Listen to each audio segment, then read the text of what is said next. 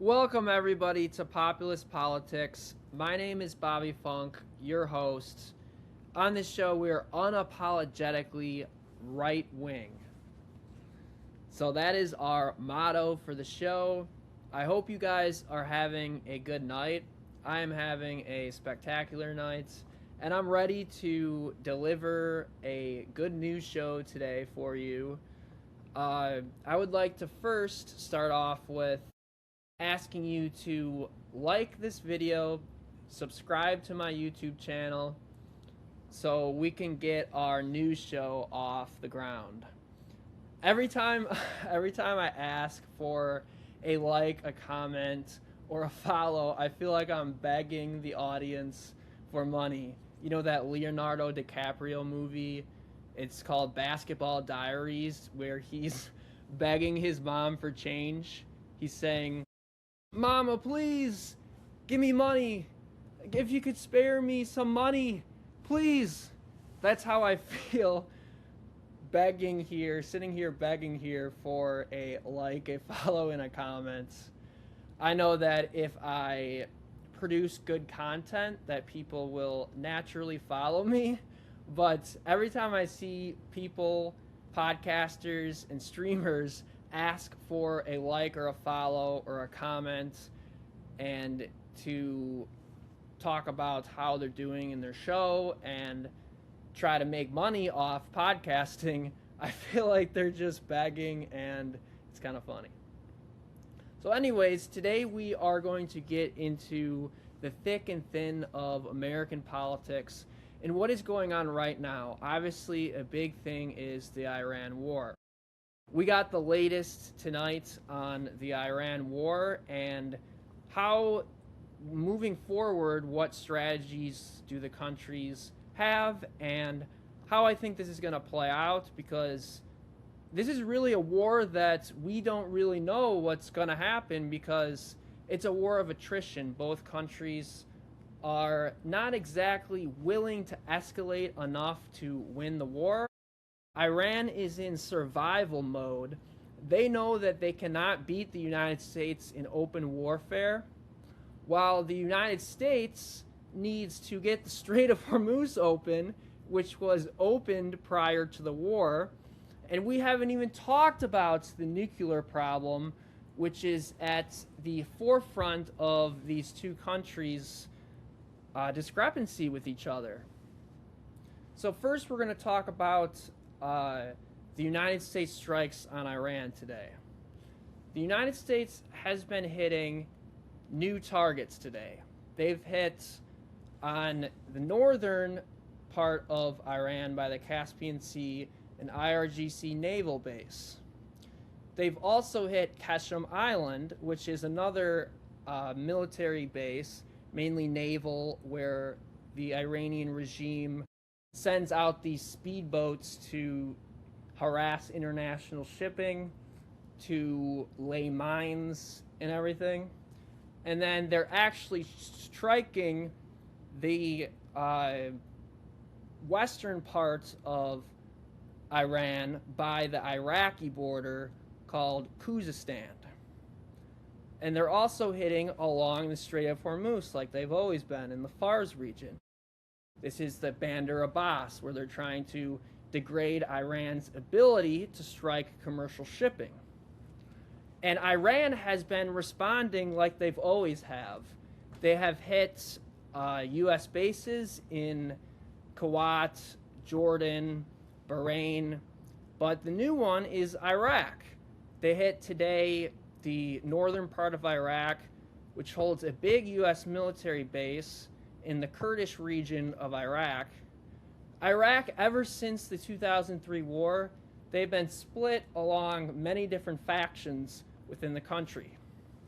In Baghdad, they're kind of a neutral government. In the northern section is the United States and Israel-aligned militias. And then you have kind of in the western and eastern portions of Iraq, you have the Iranian militias, the Shiite groups that support Iran, and they harass the United States military there. You also have this dilemma in the Red Sea where the Houthis have been striking commercial shipping from Saudi Arabia. And they have hit commercial shipping, I think it's China. A China tanker was hit, which is a whole nother story. But the point is that they are attacking Saudi exports. Saudi's main customers is Asia, so this particular tanker was going through the Red Sea, through the Bab el-Mandeb Strait, over to Asia. And they have been disrupting this shipping, which is reversing Saudi's ability to use their newly formed East-West pipeline to transport oil to the Red Sea to ship out to Asia. So the Houthis have done a good job for Iran to further strangle this world economy, where Trump has to now threaten the Houthis with an airstrike, which is going to cost the United States a lot of money. And the point is that we're still stuck trying to pry open the strait from Iran, and we're not focused on nuclear. Trump's only nuclear threats are that he's going to hit the Isfahan and Natanz secret nuclear sites that he hit a year ago, and he's threatening to hit Pixax Mountain, but he's being distracted by the strait because Iran's ability to leverage the strait, he doesn't have an answer for that. So now Trump is threatening the Houthis and Iran specifically, saying that for every commercial ship that they hit in either straits, the Persian Gulf or the Bab el-Mandeb Straits, that he's going to hit a bridge and a power plant. And this speaks to both countries' ability and willingness in particular to hit civilian infrastructure. Bridges, desalination plants, which are the ways that Middle East people get oil. They convert salt water to fresh water through these desalination plants. And it just speaks to the escalation of this war. But they are not willing to escalate it enough for someone to win the war, because they are just responding in kind. So the United States is hitting targets along the straits. They're not willing, at least yet, to hit nuclear or hit Karg Island, the main port of Iran's nuclear economy, which would completely disrupt their economy. The Iraqis in the Iraq-Iran war struck these oil infrastructures, and it took Iran years to rebuild. So Trump does not want to severely dismantle their economy like what happened in that war. And Iran is just hitting bases, and they're not willing to do anything else. They're not willing to do anything. I don't know that they even have any other strategy, because they know that they can't really win this war. They're just trying to survive and make it hurt for the United States. They're trying to make first of all, the Strait of Hormuz problem so bad for the United States that they would withdraw from the war. And they're also trying to inflict the most damage on U.S. bases, so it makes the war not worth it to continue. Then you also have this report that the United States is running out of interceptors, those Patriot and THAAD systems. But not only that, they are running out of the precision missiles, those Tomahawk missiles and JASAM missiles. Let's read this story from the CBS News on this.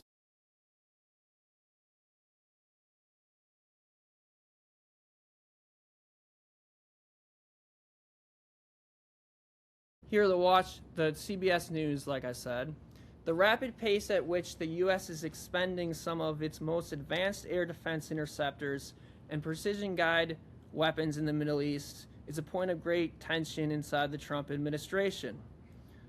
The dwindled stockpiles of defense interceptors and long-range missiles have become a pressure point of top military personnel. It says the defense industrial base is not equipped to produce missiles rapidly enough to replenish munitions that have been fired or transferred to the U.S. Central Command.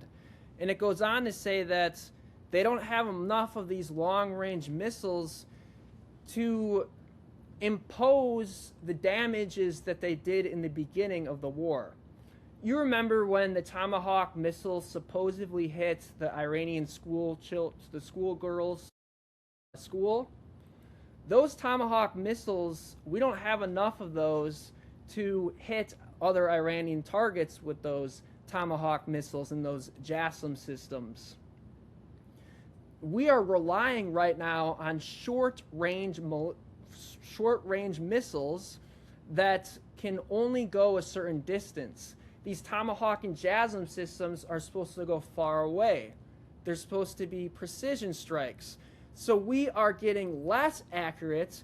Meanwhile, there's reports that Iran is getting more accurate because we are running out of our THADD and Patriot missile receptors that are very much expensive, and we can't produce enough, while Iran is able to produce these cheap Shahed drones. And not only are they producing these cheap drones, Russia reportedly is helping them. Russia is reportedly helping them with their intelligence strike U.S. bases and commercial shipping more accurate. And you might be asking, why would Russia want to help Iran? Here's why Russia would like to help Iran. Because we are expending our expensive THAAD and Patriot missile systems for this Iran war, and they want us to use more on this Iran war, because guess why? We can't use those interceptors for Russia's war in Ukraine, in defending Ukraine. So he wants us to use more missiles, more interceptors for this war and not his war. And you know who else wants this? China, because China's looking to take Taiwan. And furthermore, you have Kim Jong-un in North Korea. I'm not that familiar with the tensions right now at this current period of North Korea and South Korea, but we do use our THAAD and Patriot systems in the past to defend South Korea and Seoul against North Korea with their nuclear weapons. So this is becoming a big problem. And Elbridge Colby, who is a known China hawk, is saying that if you use an interceptor in Europe, you can't use it in Asia. He is advocating for the United States to stop this war because he's a China hawk and he wants them to use it to protect Taiwan against China. So that is the main developments right now in this war. We are running out of stockpiles, and it's going to be interesting to see what happens next if Trump makes due on his threats to hit Pickaxe Mountain or hit more of these supposedly secret nuclear sites in Iran. Our second story tonight is Trump's new tariffs. As we know, about, I think it was like 3 months ago, Trump's tariffs were shot down by the Supreme Court because all these companies were suing him, saying that it was illegal and he didn't apply the right law. So under that law, it got struck down. So now he has imposed tariffs on a new law. He is imposing 10 to 12.5% on 50 countries. And the reason why is he's applying Section 331 of the Trade Act of 1974 to say that these countries, along with the European Union, are using forced labor as an unfair advantage against the United States. Many companies pay or force people to labor for them for low wages so that they can have cheaper costs and make more money by importing it to the United States. So Trump says that now these companies that are doing this have to pay a 10 to 12 percentage points tariff depending on how they enforce labor laws. If a country uses and allows these companies to force people to labor for them, then they're going to get the 12.5%, and whereas the other countries are going to get a lower cost in 10%. And everybody's going to shout that this is going to make our prices go higher. And this is true, but I think that we need this to happen because we don't make anything in this country. I get the argument of the free market capitalists that say that we can get all of our goods for the cheapest price, and this is going to benefit Americans in a great way. But what it doesn't do is it relies us on other countries. We need to be making our own stuff, employing our own workers, and bringing those manufacture money to America and make our steel, the Rust Belt. We need to revitalize the Rust Belt, bring these jobs back to America. I get that they might have a specialized advantage against us, but if we build up our own capabilities, then we don't have to rely on these countries for cheap labor. And what Trump is doing is he's negotiating these companies to bring their plants to America. That's kind of Trump's he's redefining tariffs. He is using tariffs as negotiation leverage to bring these companies to America. Japan, as we know, they're big car manufacturers. If we incentivize these countries to make their car products in America, then it can make money for America, and we can employ our American workers. And another factor that is driving these companies to leave in the first place is these unions. These unions are making these companies lose profits and have extra costs because it pays. You have to pay for better working conditions, better wages. This all costs more money in inputs that are changed into outputs. This is the economy 101. And tariffs would be beneficial for us in the long run. It might be as they say, short-term pain for long-term gain. We laugh and we ridicule the Trump administration. I think Caroline Leavitt has said that a million times, and Scott Bessonette for the economy. Short-term losses for long-term gain. I think I said it right the first time. But that's funny. But I think tariffs are good because it's going to bring these jobs back to America. We need to stop being consumers and be producers. We are addicted to consuming in this country. And we can economize.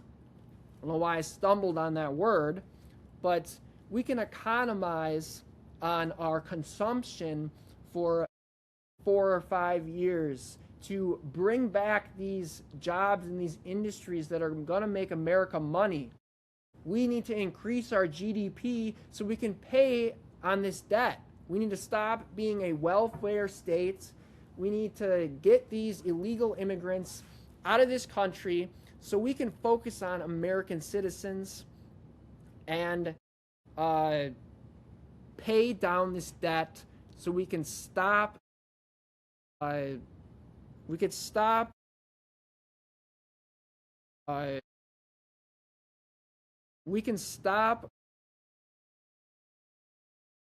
transferring the cost of today's consumption to tomorrow's future. So anyways, I digress. That is what I wanted to talk about today. Thank you for listening to this podcast episode. I hope you enjoyed Populist Politics. I'm getting better at this. I am trying to make this my living. I am passionate about politics. This is my passion, and I just wanted to let you know that and know that I'm here for the long run. Populist Politics out. We are unapologetically right wing.